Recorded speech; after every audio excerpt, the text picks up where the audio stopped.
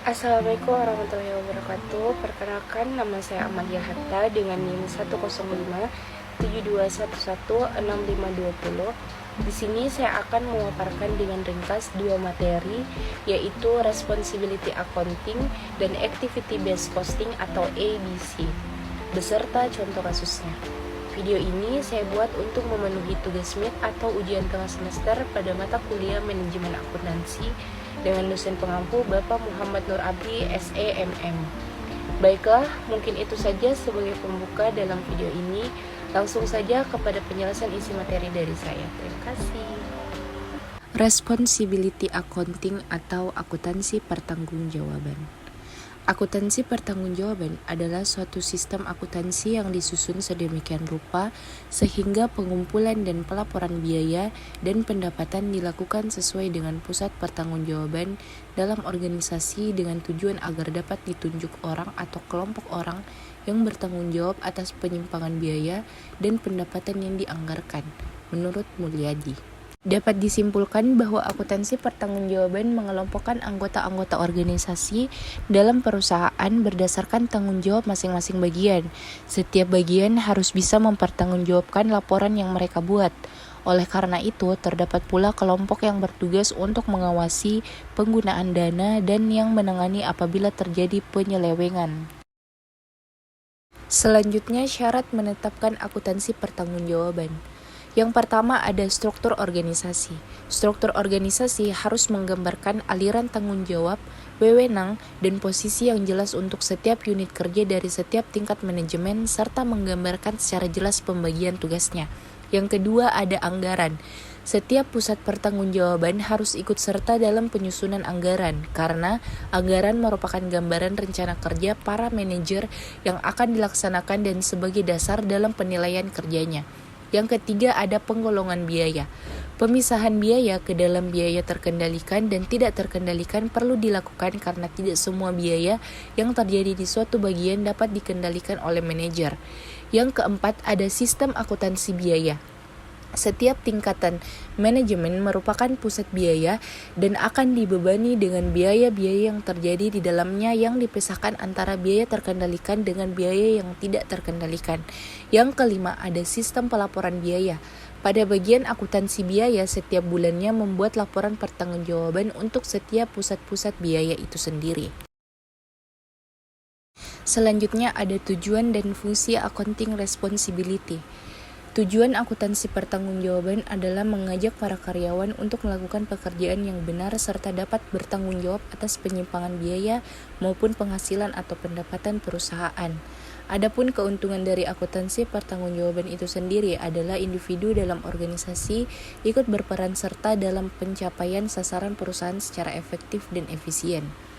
Selanjutnya, fungsi akuntansi pertanggungjawaban adalah berfungsi sebagai alat pencatatan, pelaporan, dan pengawasan atau pengendalian. Selanjutnya ada jenis-jenis accounting responsibility. Yang pertama ada akuntansi pertanggungjawaban berdasarkan fungsional. Artinya membebankan tanggung jawab pada individu dan unit organisasi seperti departemen dan pabrik dan mengukur kinerja berdasarkan aspek keuangan. Yang kedua adalah akuntansi pertanggungjawaban berdasarkan aktivitas. Artinya berfokus pada proses dan tim. Tanggung jawab kinerja diukur berdasarkan faktor keuangan dan non-keuangan atau operasional. Waktu, kualitas, dan efisiensi merupakan dimensi penting dari kinerja karena sistem ini bertujuan untuk menghasilkan produk dengan biaya rendah, berkualitas tinggi, dan diterima konsumen tepat waktu. Yang ketiga adalah berdasarkan strategi. Akuntansi pertanggungjawaban berdasarkan strategi menerjemahkan visi dan misi organisasi ke dalam strategi operasional dan mengembangkan dimensi pertanggungjawaban menjadi 4 dimensi yaitu keuangan atau finansial, pelanggan atau customer, proses bisnis internal atau internal business process, serta pembelajaran dan pertumbuhan atau learning and growth. Berikut ini adalah contoh kasus pada salah satu perusahaan yang menerapkan accounting responsibility yang berada di Makassar, yaitu PT PLN Persero Wilayah Sulsel Rabar. PT Perusahaan Listrik Negara Persero atau biasa disingkat menjadi PLN adalah sebuah badan usaha milik negara Indonesia yang bergerak di bidang pembangkitan, transmisi, dan distribusi tenaga listrik. Kantor PLN Kota Makassar ini yang beralamat di Jalan Hertasningraya melayani kebutuhan listrik masyarakat seperti pengajuan pemasangan listrik, pengajuan naik tegangan atau tambah daya, cek tagihan listrik PLN, dan pembayaran listrik hingga komplain.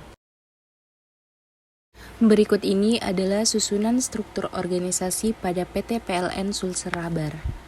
Berdasarkan riset, dilihat dari syarat-syarat akuntansi pertanggungjawaban telah dilakukan dengan baik.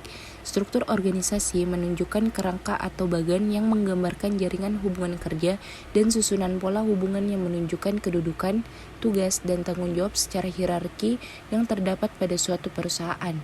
Apabila struktur organisasi dapat menunjukkan dengan jelas pemisahan garis wewenang dan tanggung jawab, maka masing-masing pusat pertanggungjawaban akan mudah dinilai prestasi kerjanya.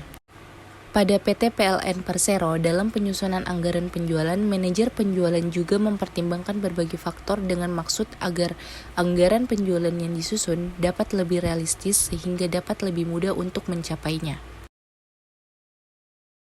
Pada kasus ini, klasifikasi biaya yang dilakukan PT PLN Persero Wilayah Sulsel Rabar sudah dapat memenuhi konsep akuntansi pertanggungjawaban karena terdapat klasifikasi atas kode rekening biaya secara rinci pada laporan pertanggungjawaban biaya.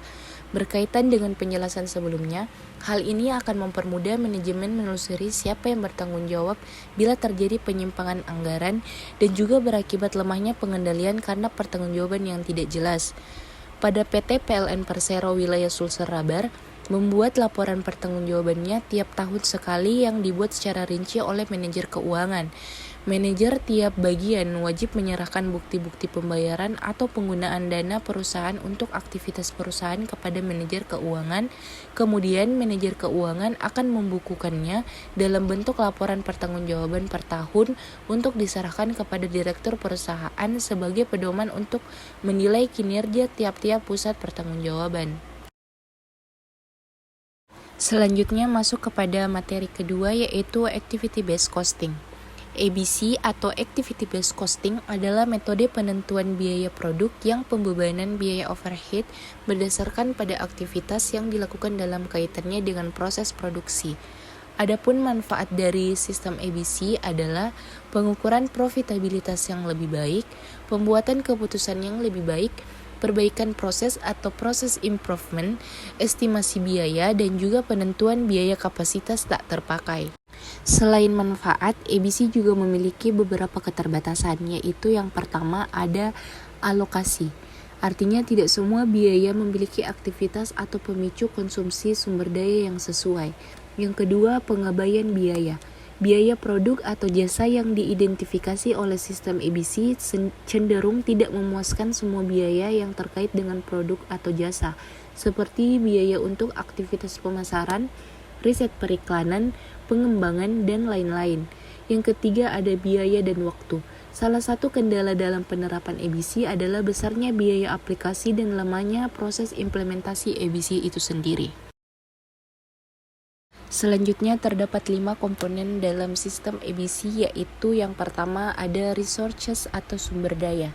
Resources adalah tempat organisasi membelanjakan uang mereka serta kategori biaya yang dicatat.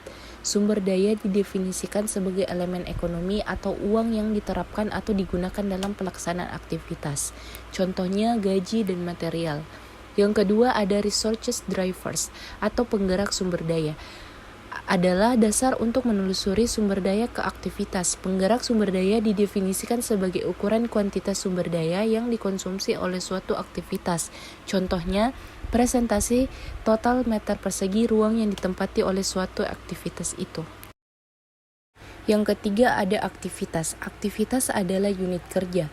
Contoh, saat berkunjung ke resto, para pelayan akan melakukan unit kerja seperti mengambil pesanan, menentukan dan memberi tagihan atau nota belanja, menawarkan menu, dan sebagainya. Yang keempat ada activities drivers atau penggerak biaya kegiatan. Penggerak biaya adalah kegiatan yang menghasilkan biaya. Penggerak biaya adalah faktor seperti tingkat aktivitas atau volume yang secara kasual mempengaruhi biaya atau selama rentan waktu tertentu. Contohnya nilai bahan dalam suatu produk, jumlah jam kerja langsung, jumlah karyawan, besarnya biaya tenaga kerja yang dikeluarkan, dan sebagainya. Yang kelima ada cost objek atau objek biaya. Objek biaya dapat berupa pelanggan, produk, layanan, kontrak, proyek, atau unit kerja lain yang menginginkan pengukuran biaya terpisah. Objek biaya yang paling umum adalah biaya produk atau jasa.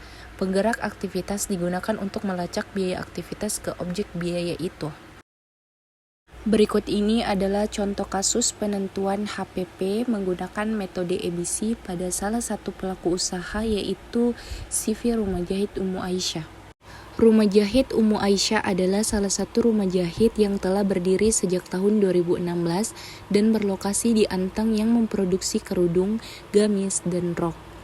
Penentuan HPP CV Rumah Jahit Ummu Aisyah masih menggunakan metode traditional costing, sehingga HPP yang dihasilkan cukup besar. Setelah diterapkan metode Activity Based Costing atau ABC, diperoleh hasil bahwa HPP yang dihasilkan lebih rendah dibanding dengan metode tradisional. Berdasarkan perhitungan pada tabel, diperoleh perbandingan selisih antara perhitungan menggunakan metode traditional costing dengan activity based costing, di mana penggunaan metode ABC diperoleh nilai lebih kecil dibanding tradisional. Karena perhitungan HPP dengan metode biasa atau tradisional menggunakan satu driver, jadi ada nilai yang menyebabkan HPP menjadi tidak akurat. Penerapan metode ABC dalam penentuan HPP memberikan hasil yang lebih relevan. Hal ini terjadi karena dalam metode ABC, biaya overhead pabrik atau BOP pada setiap hasil beban pemicu biaya, sehingga pengalokasian biaya menjadi lebih tepat berdasarkan konsumsi dari tiap aktivitas. Hal ini menunjukkan bahwa menggunakan metode ABC dalam penentuan HPP lebih baik dan efektif dibanding dengan metode tradisional. Baiklah, itu saja pemaparan dua materi beserta masing-masing contoh kasusnya yang telah saya susun. Terima kasih sudah menonton. Semoga apa yang tersampaikan dalam video ini dapat bermanfaat untuk kita semua sebagai penambah ilmu pengetahuan dalam mata kuliah akuntansi manajemen.